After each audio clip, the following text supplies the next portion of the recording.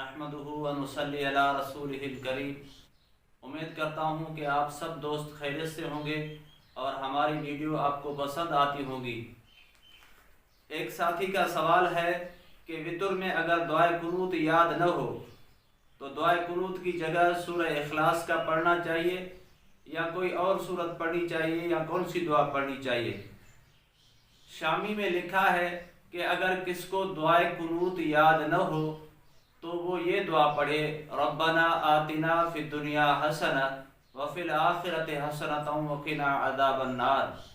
और फ़क़ीह अबुल लैस फरमाते हैं कि 3 बार ये दुआ पढ़े, अल्लाहुम्मा अग़फ़िरली अल्लाहुम्मा अग़फ़िरली अल्लाहुम्मा अग़फ़िरली। और बाज़ उलमा फरमाते हैं कि 3 बार ये अल्फाज कहे, या रब्बी या रब्बी या रब्बी। और दुआ कुनूत की जगह सूरह इखलास को न पढ़ा जाए क्योंकि ये दुआ का महल है, दुआ की जगह है। तो जो दुआ आपको कुरान और हदीस वाली याद हो वो दुआ पढ़ें और दुआ कुनूत को याद करें और सूरह इखलास को न पढ़ें। अगर पढ़ी भी है तो इससे नमाज हो जाती है लेकिन खिलाफ औला होती है। दूसरे साथी का सवाल है कि नमाज जनाजा में अगर तकबीरें रह जाएं तो किस तरह नमाज पूरी करें। तो नमाज जनाजा में अगर तकबीरात रह जाएं तो इस तरह बकिया नमाज को अदा करें जिस तरह हम फ़र्ज़ नमाज को अदा करते हैं।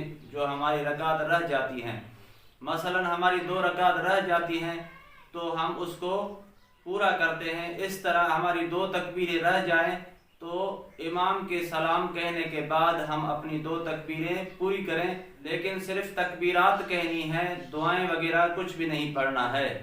एक साथी का सवाल है कि नमाज जनाजा के बाद दुआ करना कैसा है, क्या हदीस में साबित है या नहीं।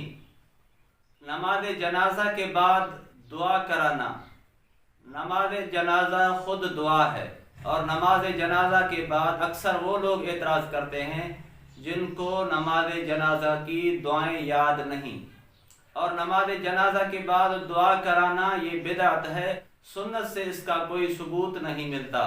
एक साथी का सवाल है कि जनाज़े नमाज के साथ कुछ लोग टोलियां बनाकर बड़ी बड़ी आवाज़ के साथ ज़िक्र करते हैं और तिलावत करते हैं और कलमा शहादत पढ़ते हैं।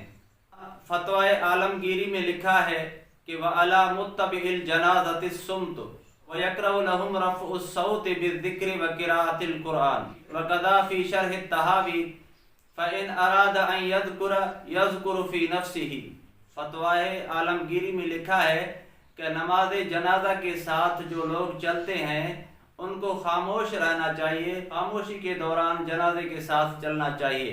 जनाजे के साथ ज़ोर ज़ोर से ज़िक्रुल्लाह करना या कुरान की तिलावत करना या दूसरा कलमा पढ़ना ये मकरूह है। और अगर कोई शख्स ज़िक्र करना चाहता है तो वो दिल में ज़िक्र कर सकता है, ज़ोर से ज़िक्र करने की शरीयत ने इजाज़त नहीं दी। एक साथी का सवाल है कि सुन्नत के 4 रकात में सूरह फातिहा के साथ सुन्नत मिलाना वाजिब है। अगर सूरह फातिहा के बाद सुन्नत मिलाना भूल जाए तो क्या सजदा सहव वाजिब होगा। सूरह फातिहा के बाद सूरत मिलाना वाजिब है। वाजिब को जानबूझकर छोड़ने से नमाज नहीं होती। अगर भूल में छोड़ गया तो उससे सजदा सहव लाजिम आएगा, लिहाजा सजदा सहव अदा करने से आपकी नमाज हो जाएगी। एक साथी का सवाल है कि वितर के बाद हम 2 रकात नफिल अदा करते हैं, क्या हम बैठ कर अदा करें या खड़े होकर अदा करें। उलमा से सुना है कि बैठ कर नमाज अदा करने से आधा सवाब मिलता है और खड़े होकर नमाज अदा करने से पूरा सवाब मिलता है। वितर के बाद 2 रकात बैठ कर पढ़ना हुजूर अकरम सल्लल्लाहु अलैहि वसल्लम से साबित है। सही मुस्लिम और सुनन नसाई में यह हदीस मरवी है कि रसूलुल्लाह सल्लल्लाहु अलैहि वसल्लम ने फरमाया कि जो शख्स नफिल नमाज बैठ कर अदा करता है तो उसको आधा सवाब मिलता है, जो शख्स नफिल नमाज खड़े होकर अदा करता है तो उसको कामिल सवाब मिलता है। लेकिन बाद में मैंने खुद नबी करीम सल्लल्लाहु अलैहि वसल्लम को देखा कि वितर के बाद बैठकर नमाज अदा कर रहे हैं, तो मैंने नबी करीम सल्लल्लाहु अलैहि वसल्लम से सवाल किया कि अल्लाह के रसूल, आपने फरमाया कि जो शख्स वितर के बाद नफिल बैठकर अदा करता है تو اس کو آدھا ثواب ملتا ہے۔ آپ بیٹھ کر نماز ادا کر رہے ہیں تو رسول اللہ صلی اللہ علیہ وسلم نے فرمایا کہ میری حالت آپ جیسی نہیں ہے، یعنی جو آپ کو آدھا ثواب مل رہا ہے مجھے آدھا ثواب نہیں ملے گا۔ علماء فرماتے ہیں کہ جو شخص تہجد ادا کرے اور تہجد میں لمبی لمبی صورتیں پڑھے، اس کے بعد وتر پڑھے، وتر کے بعد بیٹھ کر اس نیت سے نفل ادا کرے کہ حضور صلی اللہ علیہ وسلم نے بیٹھ کر نفل نماز ادا کی ہے، تو اس کو کامل اور مکمل ثواب ملے گا۔ ایک ساتھی کا سوال ہے کہ کیا غائبانہ نماز جنازہ پڑھنا جائز ہے کہ نہیں؟ غائبانہ نماز جنازہ امام اعظم ابو حنیفہ اور امام مالک کے ہاں جائز نہیں۔ رسول اللہ صلی اللہ علیہ وسلم نے نجاشی بادشاہ کی غائبانہ نماز جو ادا کی ہے، یہ حضور اکرم صلی اللہ علیہ وسلم کی خصوصیت ہے۔ اس کے بعد نبی کریم صلی اللہ علیہ وسلم نے کسی کی بھی غائبانہ نماز ادا نہیں کی۔ ایک ساتھی کا سوال ہے کیا عورت نماز جنازہ میں شرکت کر سکتی ہے؟ یعنی جماعت کے پیچھے عورتیں کھڑی ہو جائیں، کیا اس کی نماز ہو جائے گی؟ نماز جنازہ مردوں کے لیے ہے، لہذا نماز جنازہ میں مرد ہی شرکت کریں۔ اگر صف کے آخر میں اگر عورتیں کھڑی ہو جائیں تو اس کی بھی نماز جنازہ ہو جائے گی۔ ایک ساتھی کا سوال ہے کہ قبرستان میں یا ایک قبر پر ہاتھ اٹھا کر دعا مانگنا کیسا ہے، اور کون سی مسنون اور بہتر دعائیں ہیں جو قبرستان میں پڑھی جائیں؟ قبرستان میں جا کر سب سے پہلے وہ سلام کیا جائے جو مسنون ہے، السلام علیکم یا اہل الدیار من المؤمنین والمسلمین وانا انشاء اللہ بکم للاحقون نسأل اللہ لنا ولکم العافیہ، یہ دعا پڑھنی چاہیے قبرستان میں جا کر۔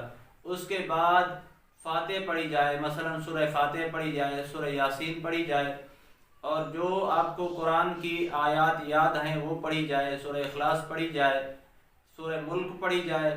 اس کے بعد قبر کو پیٹھ دے کر کعبۃ اللہ کی طرف رخ کر کے خوب دعا مانگنی چاہیے قبرستان والوں کے لیے اور جمیع مسلمین کے لیے، امت مسلمہ کے لیے۔ ایک ساتھی کا سوال ہے کہ میرے ایک دوست نے اپنی بیوی کو ایک طلاق دی ہے، ایک طلاق دینے کے بعد اب اس کی عدت گزر گئی ہے، اب وہ اپنی بیوی کو واپس لوٹانا چاہتا ہے تو کس طرح لوٹا سکتا ہے؟ ایک طلاق دینے کے بعد اگر عدت گزر جائے تو اب اس کی بیوی اس کے لیے حرام ہو جاتی ہے۔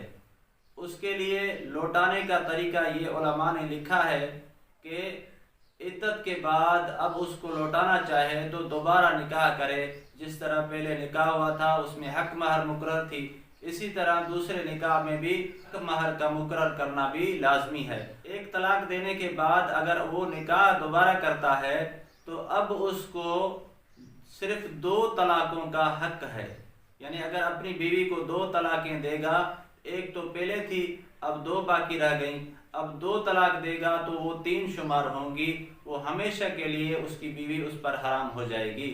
اللہ تبارک و تعالیٰ سے دعا ہے کہ اللہ تبارک و تعالیٰ ہم سب کو دینی مسائل سیکھنے کی توفیق عطا فرمائے۔ وما علینا الا البلاغ۔